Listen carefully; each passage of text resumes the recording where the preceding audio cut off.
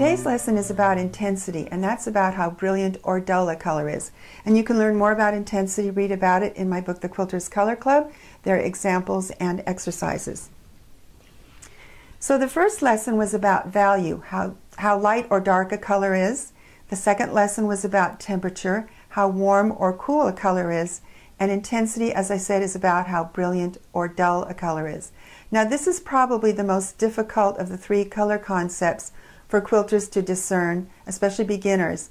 But understanding it and applying it to your quilts will do so much to make your quilts more interesting and more original. So just like value and temperature, intensity has this advancing receding aspect. Remember, dark values advance, light values recede. Warm colors advance, cool colors recede. Well, as you might expect, intense colors advance and low intensity colors recede. And that's why fast food restaurants not only decorate in yellow, orange, and red, they are bright yellow, orange, and red. So let's look at a couple of examples. Here we have a red, orange, and a yellow, green in intense versions. They're bright, they're saturated, they're lively. And then we have the same colors in less intense versions. They're much more muted and subdued. There we go.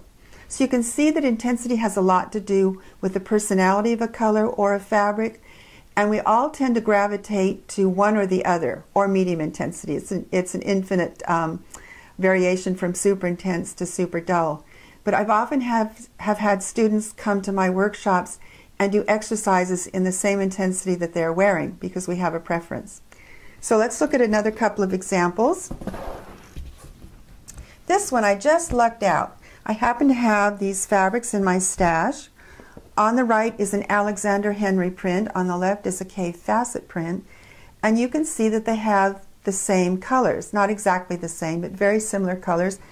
Yellows, oranges, pinks, greens, a fairly true green. But in this version, in the Alexander Henry, they're much brighter. And in this version, they're much duller. So again, you can see that intensity has to do with the mood that a color sets or the mood that it sets in your quilt. Another couple of examples. Here's an intense King's Crown block, and here's a much less intense version. Now this version on your left is also darker in value, and that's a little different. So these colors are intense. We have a bright green. It's not grayed or dulled. The Alexander Henry fabric is in the center. The background is a yellow-orange, an orange that has a lot of sort of modeling and a lot of warmth, and it's really a clear, brilliant color. And in this block we have much less intense versions in all of the pieces. And again, you can see what the impact is and how different it is from intense to low intensity.